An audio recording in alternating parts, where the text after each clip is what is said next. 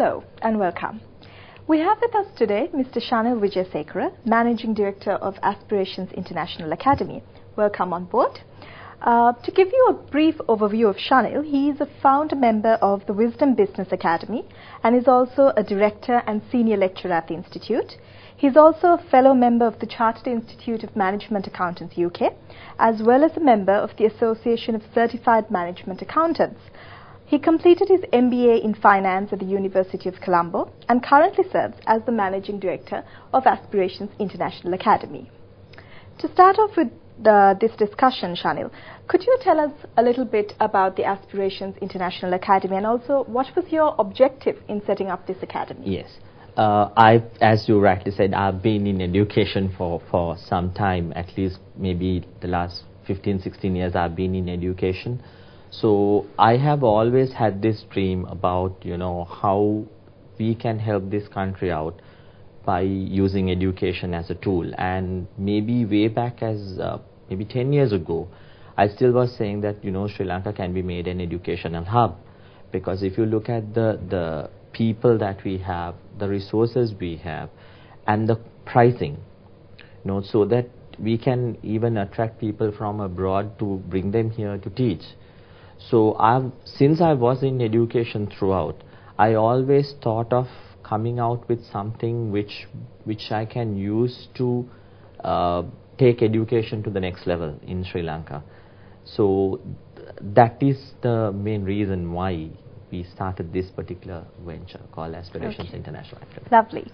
And how would you say that students in Sri Lanka would benefit through this initiative?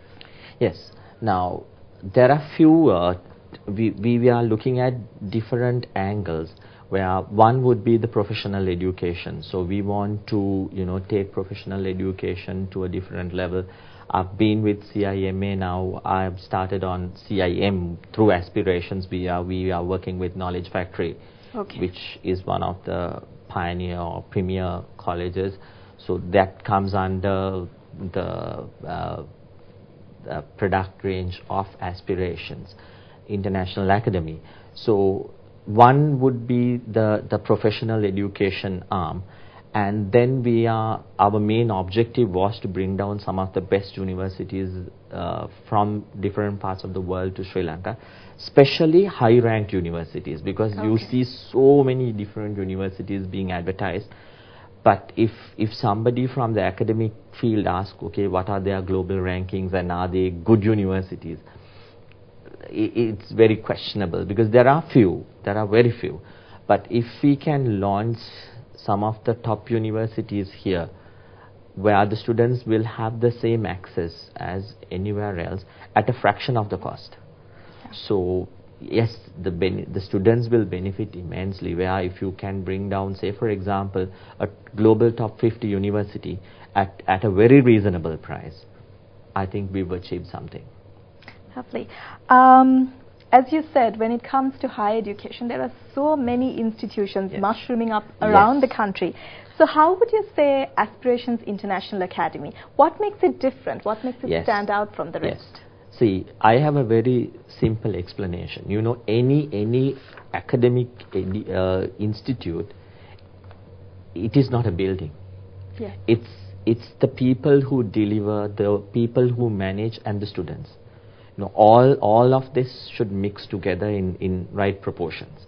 So one of the key things would be the academic aspect of it.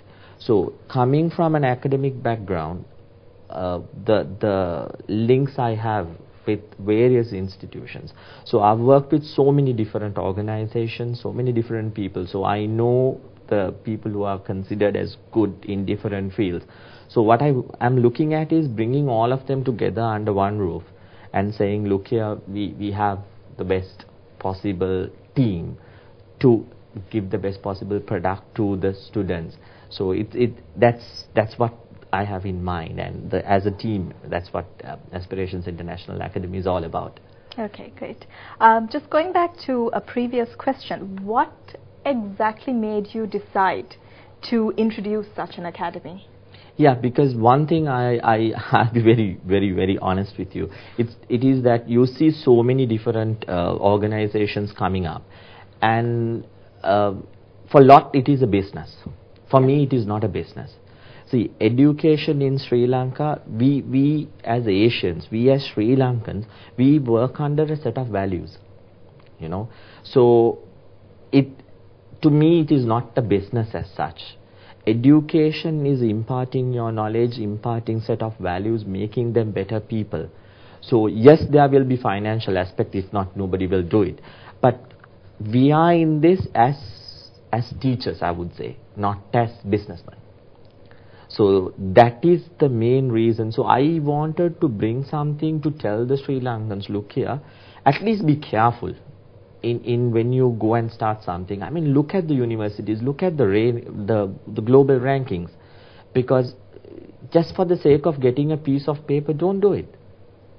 Because I am eagerly waiting to see whether the higher education ministry will take steps to regulate, to monitor, because you know we might have lots of issues into the future as well, where these institutes will come up, they will advertise, they'll say various things, some of it is totally false. So whether we are here to bring a change, Okay.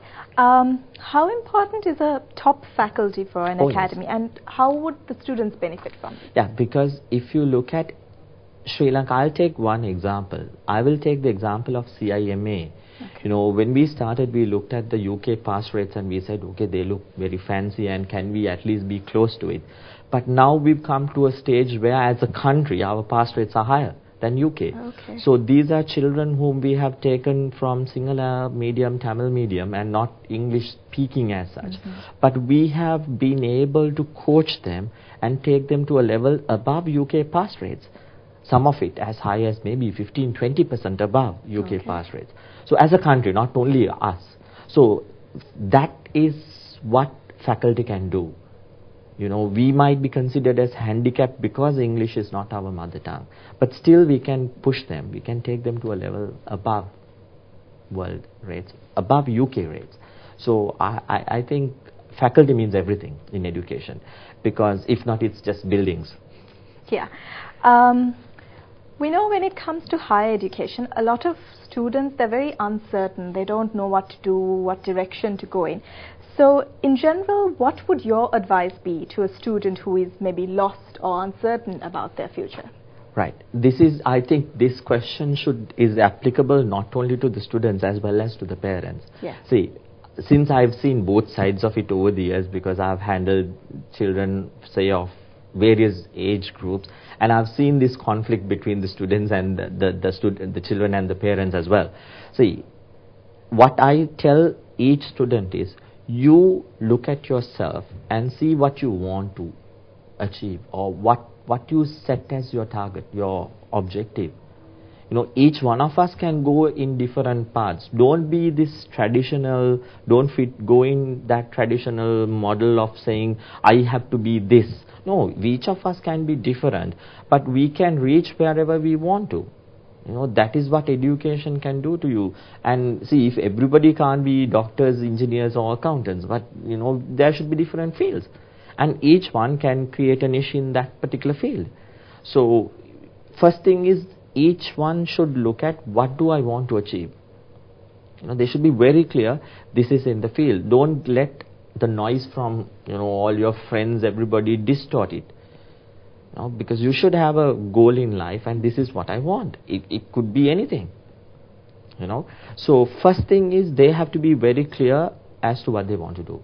You know, it's teachers or parents can't do that much if the child is not focused. So first thing is, they sit and decide, this is what I want in life. You know, after that, we as teachers or as parents, they can easily guide them. And there should be always the dialogue between the children and the parents, because each party should say, this is what I have in mind. Because what happens is, if not, they'll go into different directions and there'll be various issues. Yeah. In terms of the academy, what more is in store for students? Yes. See, if we can get the best of students as well, and we have various links with the industry, you know, where the industry would say, please give us the cream, or give us above this caliber, we are willing to recruit everybody. You know, if you ask a student, they'll say, okay, we don't have jobs. But on the other side, you talk to any of the big corporates, they'll say, give us good people, we will hire any number. Because we are growing, we don't have people.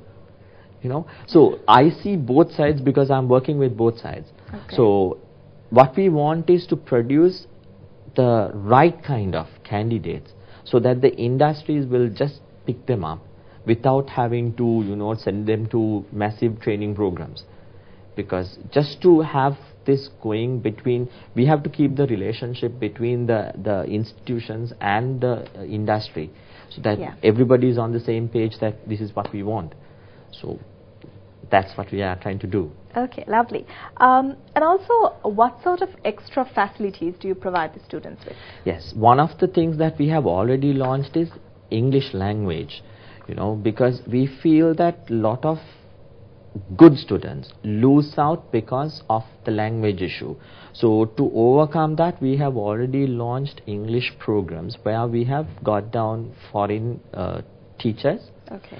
And we want to keep it at a very affordable rate, where they will be teaching a student as low as 5,000 rupees for a month. So we are in the process of bringing in different products and also giving them a holistic education, you know, bringing industry specialists to come and talk to them, you know, have various events, you know, where we will train them on leadership. You know, maybe part of the curriculum would be for them to go and work in the industry as well. Okay. So, yes, we have lots of things which we have, you know, decided. So, it's just rolling it out gradually. Okay. And to wrap up, could you brief us on how exactly anyone interested in getting more information about the Academy could do so? Yes. First thing is we are having our website, www.aia.lk. Okay. Or they can call us on 0117 555 255. Okay. It's a very easy number. Okay. 7 555 255. Great. Thank you, Shanil, for being with us. It has been a very enlightening and a very interesting discussion, and I hope it has been the same for those of you who are watching us out there. I wish you all the very best with your endeavors. Thank you.